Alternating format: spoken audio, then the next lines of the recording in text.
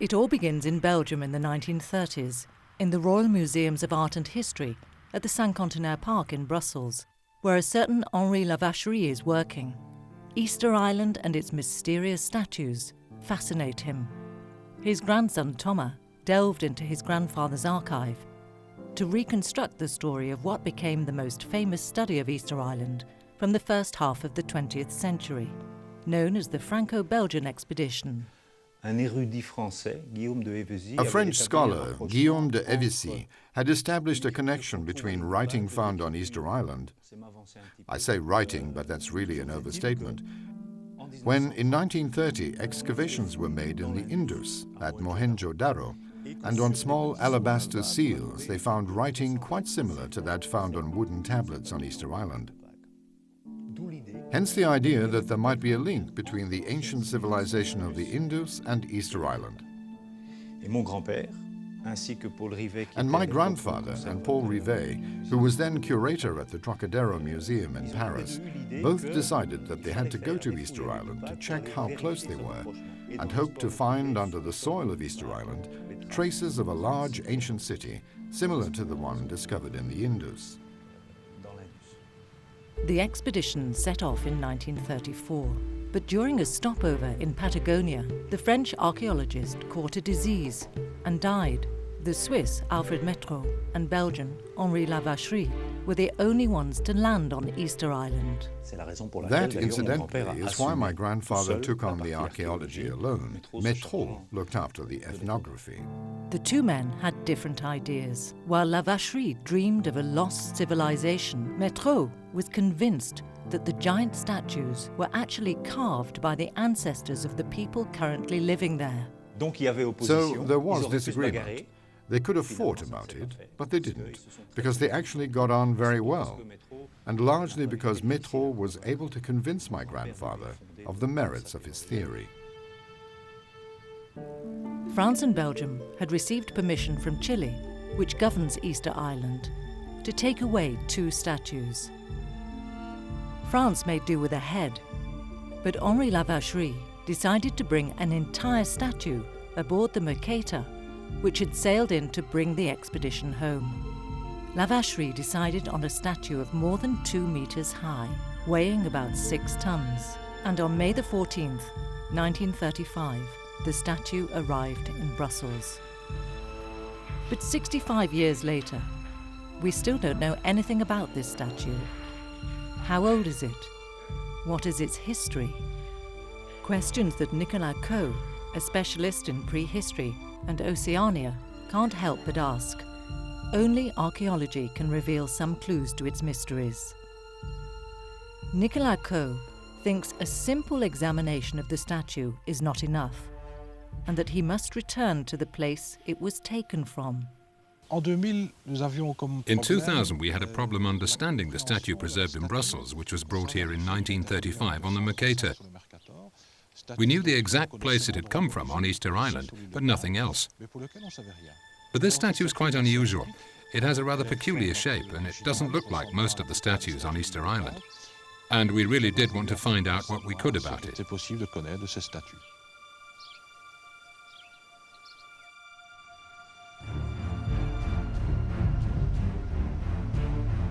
75 years after the Franco-Belgian expedition, the archaeologists are back in Rapa Nui, the Polynesian name for Easter Island. There's only one town, Hangaroa, actually just a large village of 4,000 inhabitants, of which about half come from Easter Island.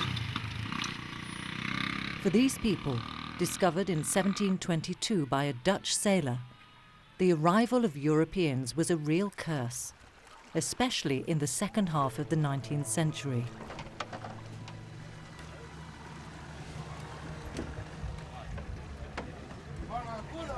After suffering deportation, slavery, and disease, by 1877, there were only 111 natives left, mainly children, so the island's oral history was lost.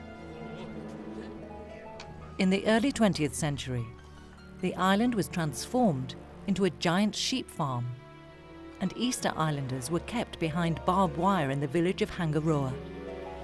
It was not until 1963 that residents were finally able to reclaim their destiny.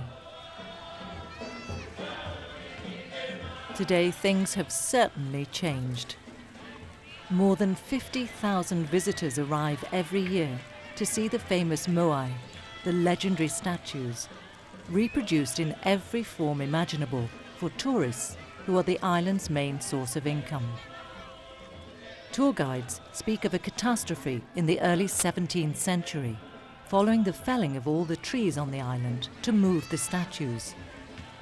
It would be followed by a famine, leading to war between clans and the violent destruction of the monuments.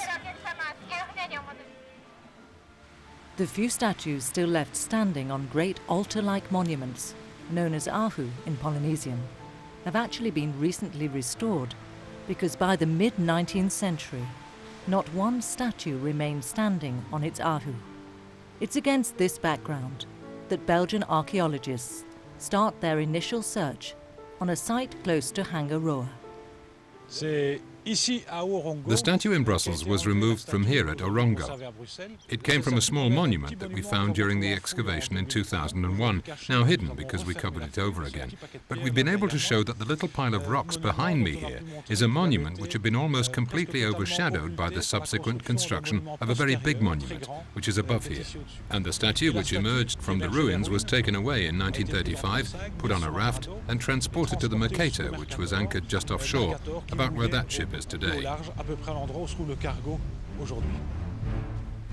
Henri Lavacherie couldn't have known the history of this statue, but when we were digging there, we realized that it belonged not to the monument visible on the surface, as he thought, but to an earlier monument that was partially buried under the monument that's still visible above ground today. Archaeology is all about surprises. You look for something and find something else. In reality, this statue comes with a monument that was completely covered by sediment, something that was hitherto unknown on Easter Island. We only knew about the monuments on the surface and thought that everything was on the surface. We had the impression that if you dig a bit, you very soon come to the lava, the bedrock, and so there was no hope of finding stratigraphic monuments. So we were lucky in 2000-2001 to chance upon a monument completely buried in the sediment, which is obviously an archaeologist's dream, since there's a sedimentary context, allowing us to do all the dating, reconstruction of the environment, and so on. This monument is now one of the oldest stratigraphic finds on Easter Island, and we've been able to date it because we found charcoal in the sediment.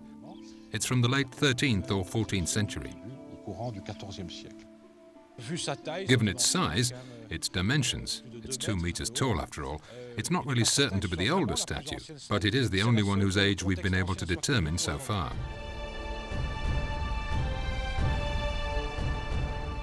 The dig sheds new light on the history of Easter Island. Could there have been several phases in the history of Easter Island, of which only the most recent is still visible on the surface? Already in 1993, during excavations in preparation for the reconstruction of a huge monument located on the southeast coast of the island, the Chilean archaeologist Claudio Cristino had observed the presence of older monuments under the main ahu, but could not take it any further. Ahu Tongariki was the largest monument ever built on Easter Island, and I think it is one of the most important religious monuments in Polynesia.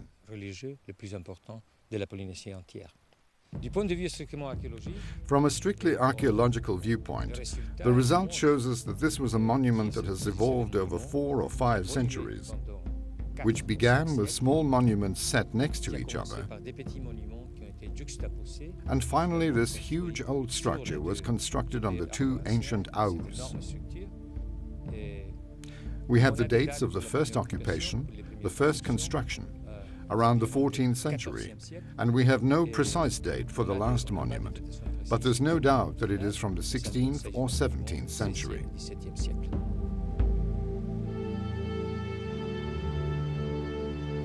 On Easter Island, ahus are generally consistent with the location of the various villages scattered along the coast. But were practices the same from one village to another? from one side of the island to the other. Until now, there was no way of knowing.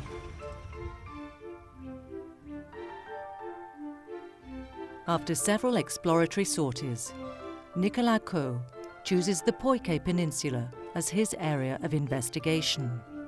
This protected area, inaccessible to tourists, is the farthest from the town of Hangaroa, site of the first excavation. Today's town is a modern creation. We know that the people lived all around the island. So we walked everywhere looking for ancient monuments, places likely to have a good stratigraphy where there was a chance of finding ancient monuments below ground. So here on the coast, at the bottom of a really good slope, there's a strong chance of finding good sedimentation, which was the first thing of interest to us. It's not the beauty of the monument, or whether it's near or far from the city, it's the archaeological and sedimentary potential.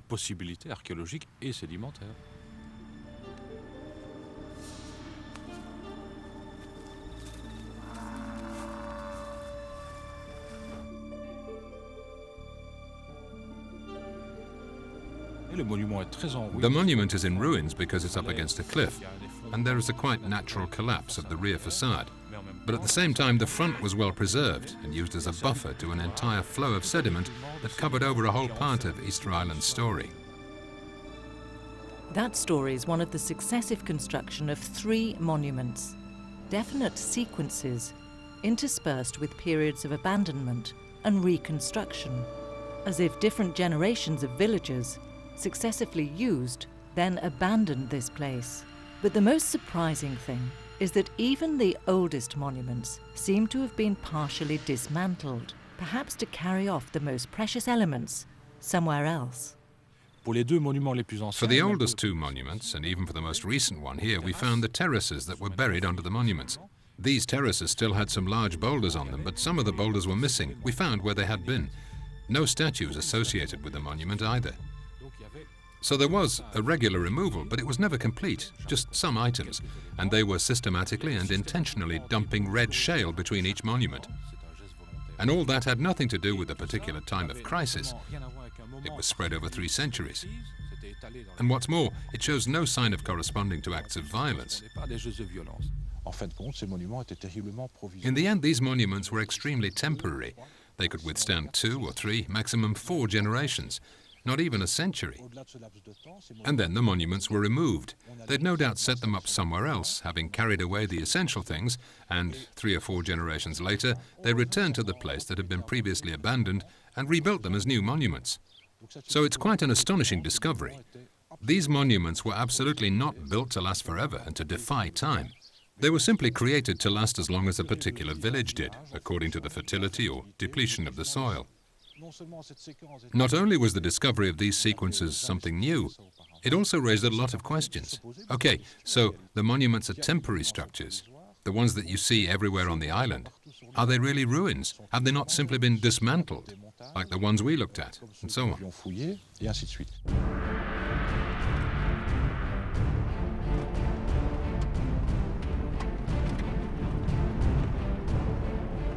Year after year, Nicolas Caux's team continues its research.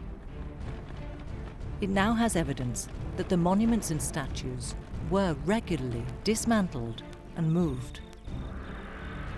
But what about the Ahus, whose statues appear to have been violently pushed over? In an attempt to understand the fate of these giants, the archaeological team begins a new search. We've just started to investigate the Ahu Teniu monument. Niu means coconut tree. It lies on the west coast, north of Hangaroa. So we began an exploration of the monument because it offered a double advantage.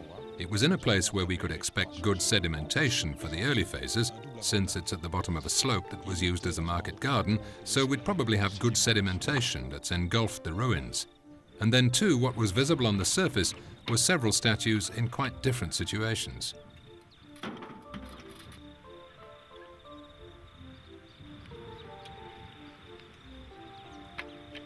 Among the multidisciplinary team, Morgan de Dapper of the University of Ghent is responsible for a particularly important mission. I'm working here on an archaeological project, but I'm not an archaeologist. I'm a geographer-physicist by training, a geomorphologist, someone who studies the Earth's relief. For some time, I have specialized in geoarchaeology, which is the application of geomorphology to archaeological research.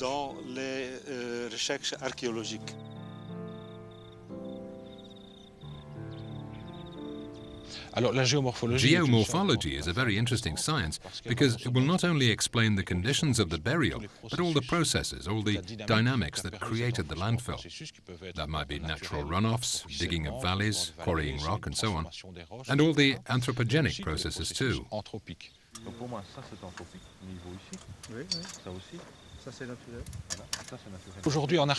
Today, archaeology working without the earth sciences is unthinkable.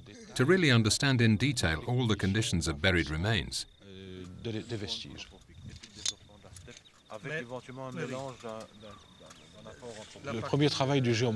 first job of the geomorphologist will be to understand all the site's natural history. So that's why he'll need to descend to the bedrock, where we see the beginning of the decomposition of rocks, to try to understand a natural sequence and investigate it. First, find out its size, and so estimate its chronological time period and so on, and find within that sequence abnormalities that are due to human occupation. It can be a huge task. You have to dig several meters down, but you obviously have to know all about the natural environment in order to identify what impact or influence the human population has had on it.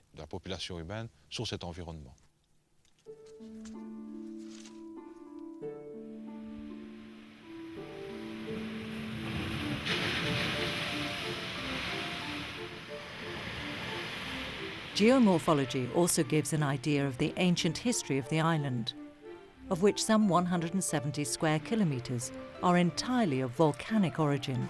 On the surface, there are no rivers because the rock is too porous, but some craters are huge reservoirs of fresh water.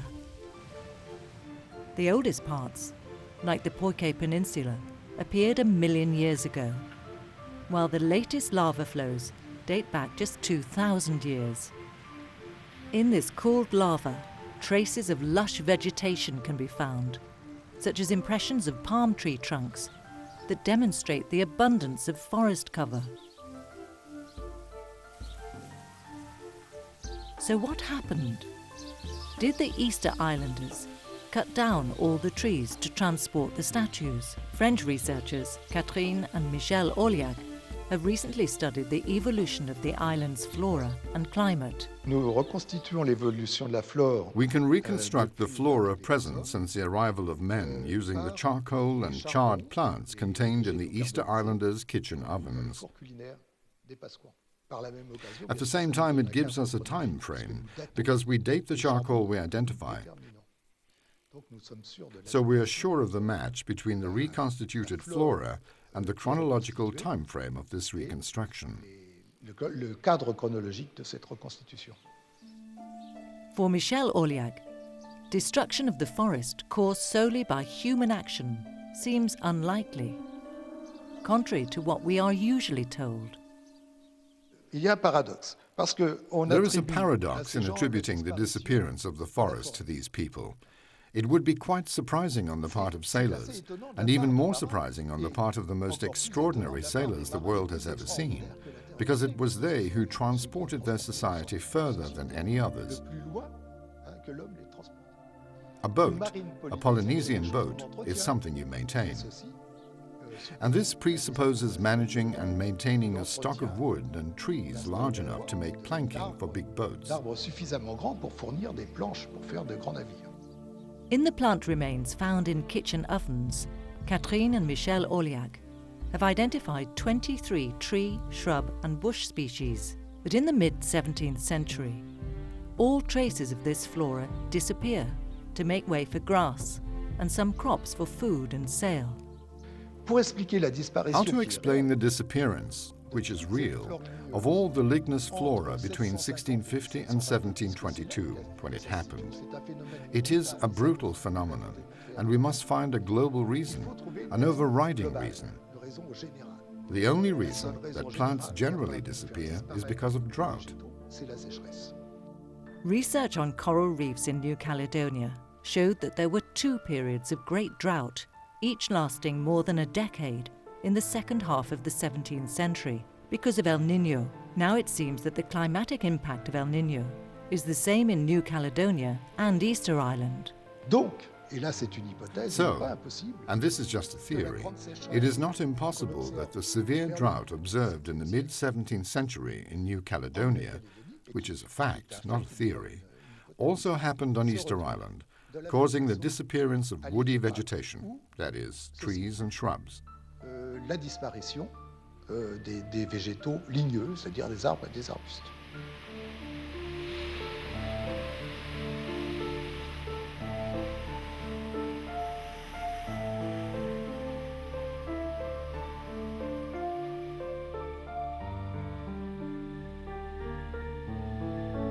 To the southeast of the island, the Rano Raraku volcano dominates the landscape. It's from this magical place, now frequented by wild horses, that most of the giant statues that dot the island came.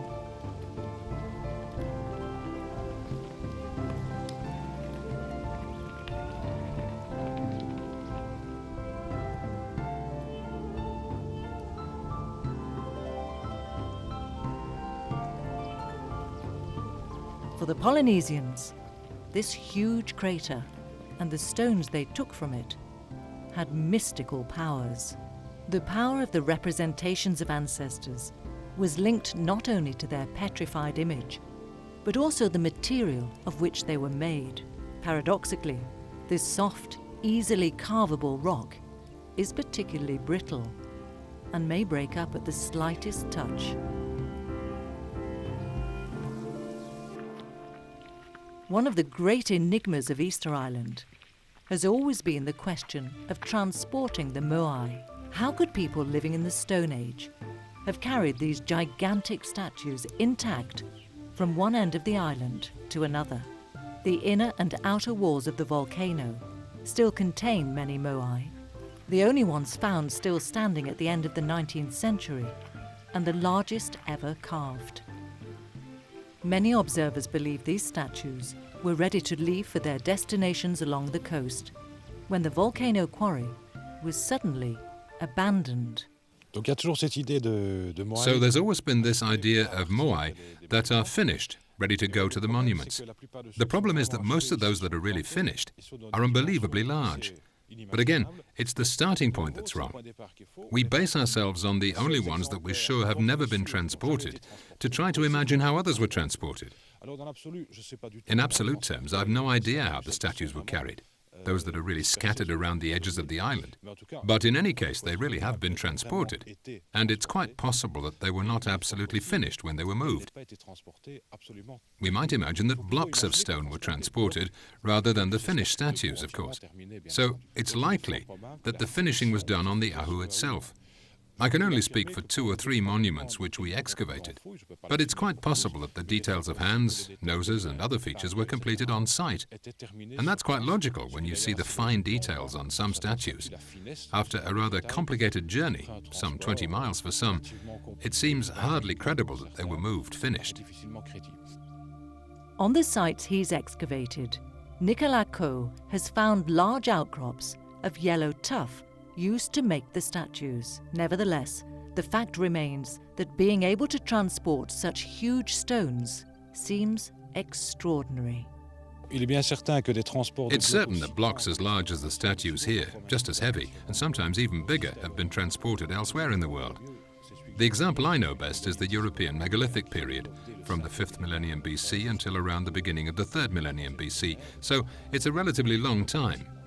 In Europe, we've been able to make a series of reconstructions and experiments, and we realized that the transport of blocks, obviously not statues with all the detail, noses, ears, and so on, even blocks weighing several tons posed absolutely no problem, provided you have the time.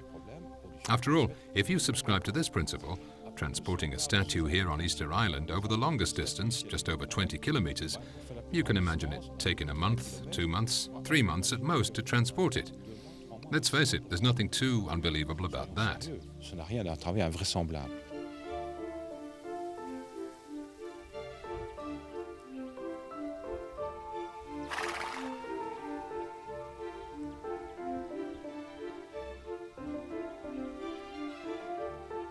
According to legends recorded in the early 20th century, the disappearance of the forest would have led to a terrible famine, causing a brutal war for survival. This would be the famine that was behind the decline of Easter Island culture and the destruction of the Moai.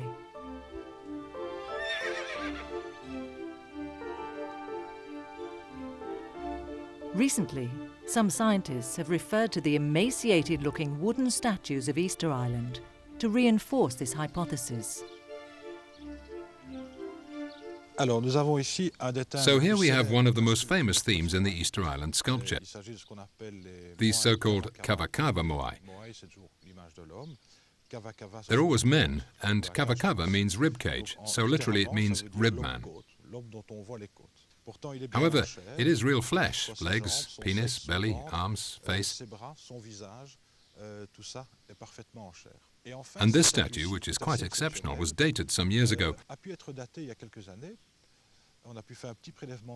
They took a small sample of wood and they estimate it was carved in the 15th century, well before the maximum degradation of the environment, well before any possibility of famine, if ever there was a famine.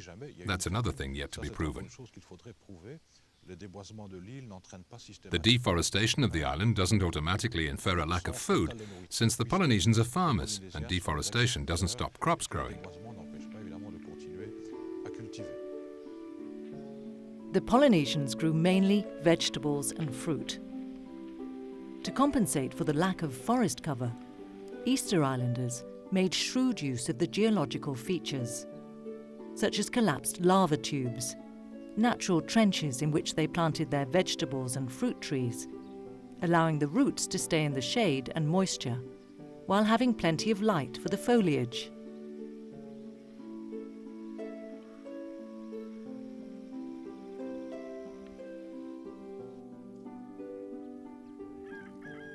They also kept chickens, which they brought with them in their huge canoes. They developed dozens of acres of fields with porous volcanic stone for protection. Here and there, artificial protection systems, known as the manavi, house very small areas where plants are grown. Despite the absence of forest, the islanders had an abundant and perfectly balanced diet, as the first European sailors who came to the island for supplies bore witness. Roggeveen in 1722 admires the fields. He's given a lot of food when he leaves. He refuses some because there's too much and ends up taking a few chickens and some bananas. But throughout the 18th century, people describe farming that's not big in terms of area, but well organized. Finally, the anthropological study that confirms the historical evidence. The analysis of samples of bones found on Easter Island would reveal any stress caused by malnutrition. Since 2004, more than 150 individuals have been studied by anthropologist Caroline Paulet. From the samples I studied, which date mainly from the 17th to the 19th centuries, I can conclude that there has apparently been no really serious bout of starvation on Easter Island. There are no frequent major stress markers. In fact, the frequencies are comparable to those found in other Pacific islands. And so there was apparently no more stress between the 17th and the 19th centuries on Easter Island than elsewhere in the Pacific.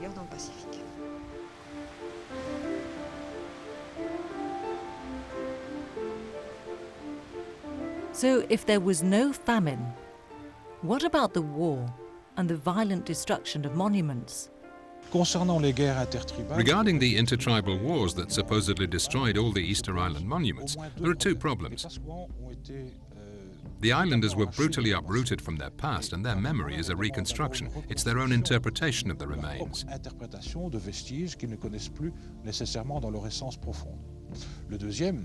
The second is that the monuments really look ruined and destroyed.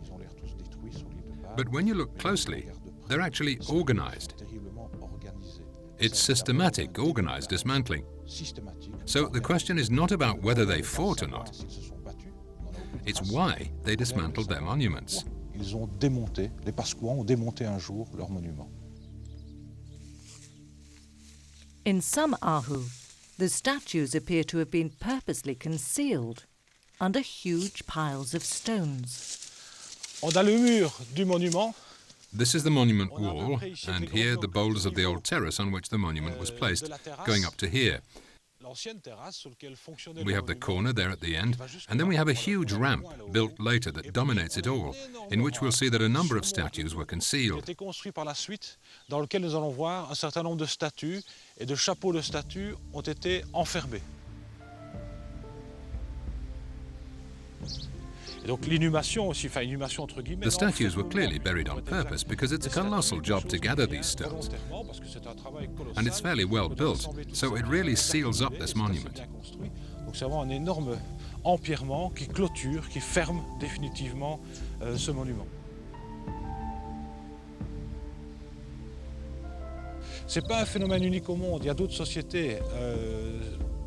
This is not a unique phenomenon in the world. There are other societies. The megaliths in Europe between the 5th and 3rd millennium BC also had so-called dolmens, which are actually tombs, and they also decided at one point to shut them away. They were either covered with slabs, piles of stones, or huge mounds of earth that took forever to build, of course. It's maybe not the same thing here, but it's comparable as a process. There's a monument that served the community, and at a certain point it was dispensed with using all sorts of processes that are relatively slow to implement. Our problem now is to continue the excavations, to try to show specifically how the statues were permanently buried.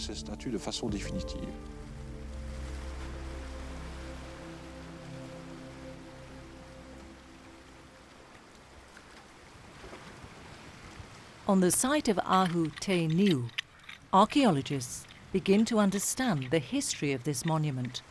A recumbent statue has been found buried under a pile of stones.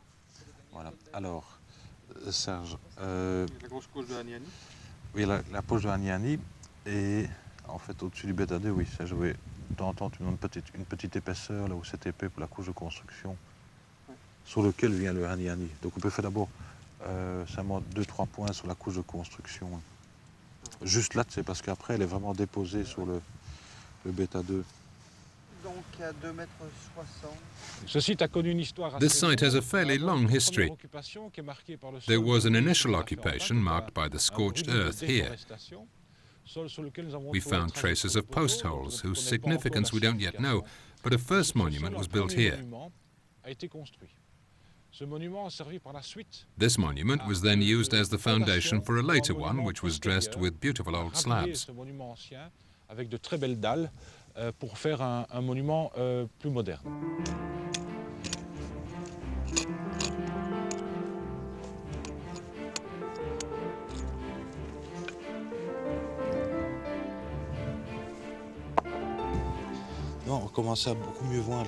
We begin to get a better view of the base of the statue that rests on stones prepared in advance.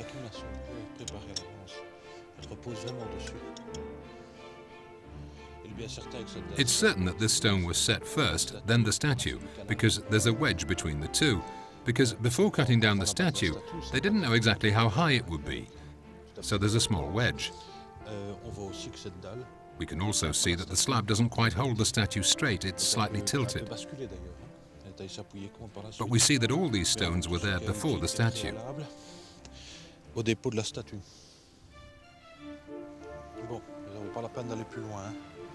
Under the statue, archaeologists have uncovered a burial vault.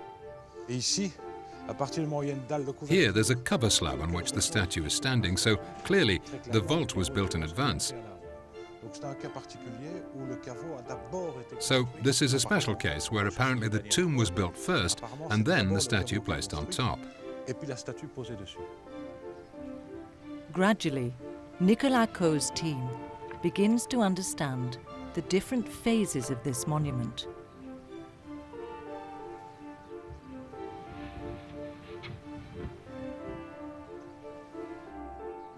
A large slab blocks access to the vault.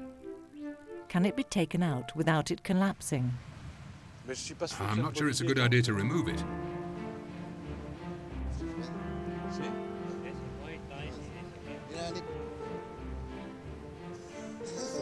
he's already removed it.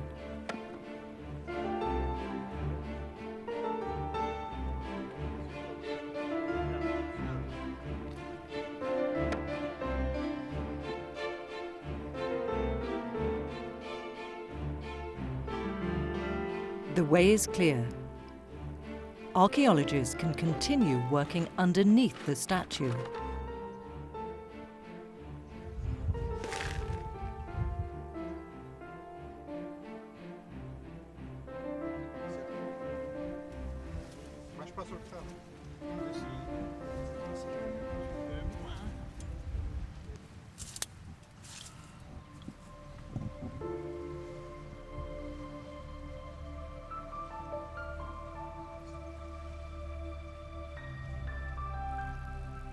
The tomb contains the bones of several individuals, at least 6, including a child.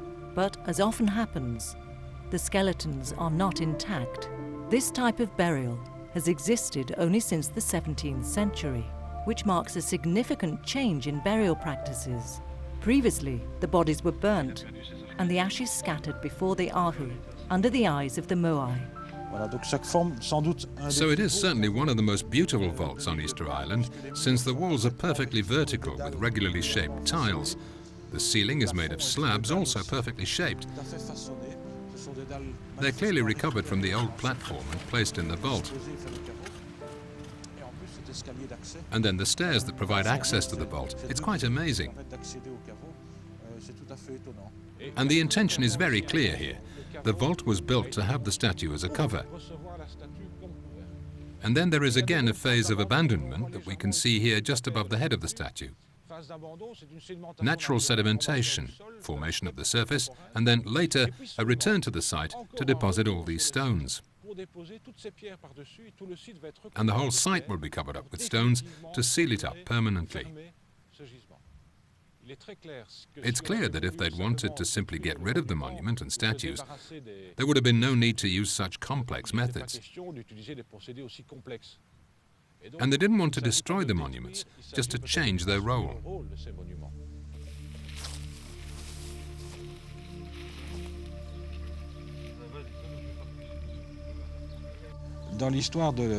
In the story of the hypothetical collapse of civilization on Easter Island, where the monuments were torn down, there's also the whole issue of the Ranuraraku volcano quarry, where we find dozens of statues still there, planted in the ground, but also a large number of half-finished ones. Again, it's a kind of illusion. All these statues, whether finished or not, are not the same as those that were transported across the island in previous centuries. The biggest difference is the eyes. The statues that were transported and erected on the altars have cavities to allow eyes to be inlaid. Inlays, we found 2 or 3 of them made of coral and the pupil made of red shale. The statues in the quarry have a great slash across their face, but one which can't be inlaid, as if they were meant to be blind. The other difference is that even though they're very large, larger than the others, they're much thinner, especially the back of the nose is very flat. And it makes the top of the head quite narrow and impossible to place the large round headdresses seen on other statues made of red shale. In Polynesian, they're called pukaho, which means a bun of hair. These statues are blind and they can't have the usual headdress. Then they're very large, much larger than the ones carried across the island. Some are 10 to 15 meters high. And they made them so big because they knew they would not be moving them around the island. Why wouldn't they move them? Because there was no wood? Well, that's one hypothesis. Or was it simply that they made large statues because they wanted to leave them there? However, in places, it appears that the sculptors had abandoned their work. Yes, there is a whole series of statues deemed to be unfinished, but if you look closely, some actually could be completed. They do seem to be unfinished, but there's also a whole series, quite a few of them, where you can easily see that they couldn't finish the job. We have an attempt, part of a statue already completed, but it's in a vein in which it couldn't be continued because another has already been carved perpendicularly, or because a few centimeters beyond the chin there's a crack in the rock. So there are all kinds of problems. If we imagine that all the statues started here in Ranuraruku were intended to be completed, it's not credible, it's just not consistent. We're dealing with people who've carved hundreds of statues. They have experience. They've transported hundreds across the island. They know what they're doing. And so it would be surprising that one day they begin to carve statues knowing it's not possible to finish them or extract them. This would fly in the face of the centuries of experience they had. So all this makes me think they really wanted to humanize a part of these cliffs. What mattered was to make the shapes of statues, or even sometimes to complete them, but in places where there was no question of extracting them. Was Ranuraruku, then, a kind of sanctuary, bringing all the ancestors together? To understand the significance of this volcano, the first thing is to understand the chronology. When does it all date from? Was it before, after, or during the use of the ahu? There's very little evidence allowing us to determine anything from a chronological point of view, except that most are unfinished statues in veins where we see that there have been extractions of rock. So we feel they were done at the end of the time the volcano quarry was used. So it seems they're later than the transported statues. What's more, all the finished statues are planted just outside the volcano, preventing new statues being brought down. They're a barrier. If you try to get a statue down the cliff, you'll bump into all the statues that are planted in the ground below. So it seems they were in a terminal phase. And there's a last little clue. There's a statue down here which is engraved with a boat, clearly a three-masted Western vessel. And this boat was only revealed after the removal of sediment that covered it. It means that this is something fairly recent, because a buried statue already bore the image of a boat the islanders could only have discovered in the 18th century.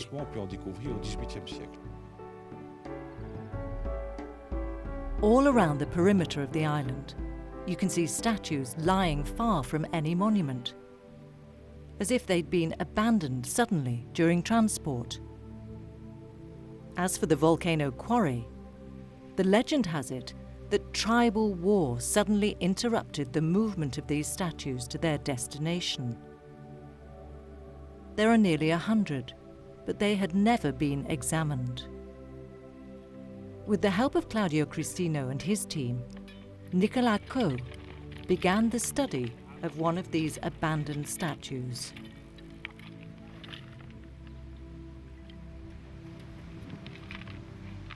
And they were in for a surprise. They discover a pit used to erect the statue dug into the basalt rock. So it was already at its intended destination. It was embedded in the pit and has subsequently been deliberately laid down, like the moai on the ahu. It appears that all the statues outside Ranuraruku have been carefully laid down in front of their plinths. Could we then speak of a change in tradition or a new religious cult? The hypothesis is particularly interesting because at the end of the Easter Island story, from the 17th century on, the cult of Makemake appears. They didn't invent the god at that time, but they did start to worship him then. The first missionaries in the 19th century speak of it, so we have direct evidence.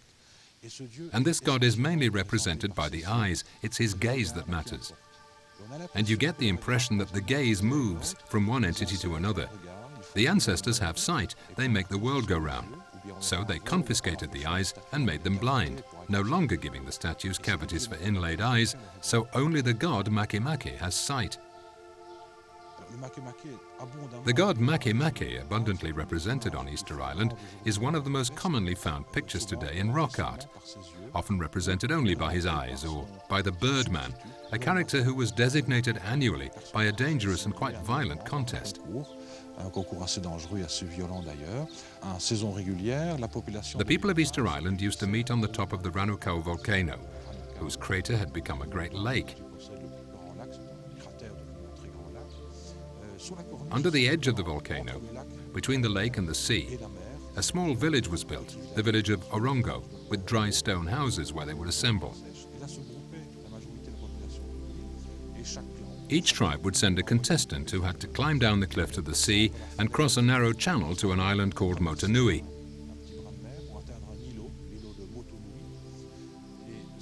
And the contestants would wait here for the migratory birds to arrive. The one who found the first egg of the year and brought it back to Orongo, back across the inlet and up the cliff, was the winner.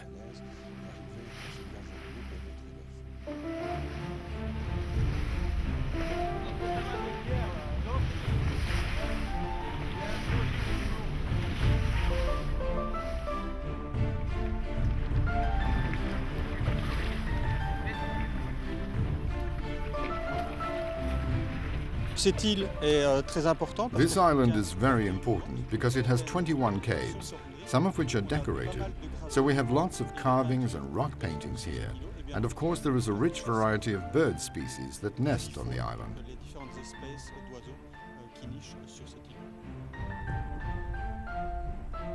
The man who managed to bring back the first egg was named Birdman for a year. His power was very extensive, because he could cast or remove spells. This power, conferred again with each new competition, was received from the god Make Make, whom he represented. The main symbol found in these caves, both in paintings, relief and also burned on the rocks, is the mask of Make Make, whose most important feature is his staring eyes. You find a lot of these in Orongo at the top of the cliff, and also on the slabs, volcanic slabs on which lots of masks are etched, especially in Tongariki. The islanders have experienced a slow transformation of their religious beliefs and practices, perhaps since the disappearance of the forest. Did the giants of Easter Island already belong to a cult of the past? The first problem is to understand what these big statues represented. We know that Polynesian societies are essentially based on ancestor worship. Gods created the world, they created men and the world order, but global governance is entrusted to the ancestors, and consequently, Polynesian societies need their ancestors in order to function. This results in highly fragmented societies, since the ancestors work on behalf of their own lineage, their descendants, of course, and this results in family clans who work for themselves.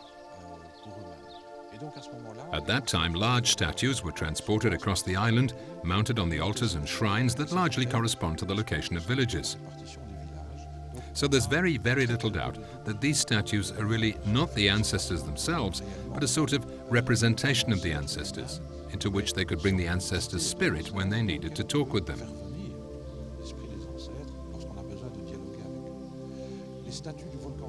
The statues of the volcano quarry, which are of a somewhat different type, are likely to represent the same thing, except they were probably made at a time when people didn't want to talk with the ancestors very much. And so they no longer carried them to the place where the ancestors lived. They're all collected in this volcano quarry. A bit like the Christians did with the saints. The saints are super dead, who don't belong to their descendants, they belong to everyone. And perhaps the ancestors imprisoned in the volcano quarry may be this kind of super dead who can't act, or at least no longer belong to a particular lineage. They're more generalized, and therefore can globalize the politico-religious and social life on Easter Island. When you visit Easter Island, you see all these statues nicely arranged parallel to each other in front of their stone plinths, but they're no longer standing on their monument. They're lying face down in the earth. But on several monuments, not only have they been toppled, but an enormous pile of stones has buried them.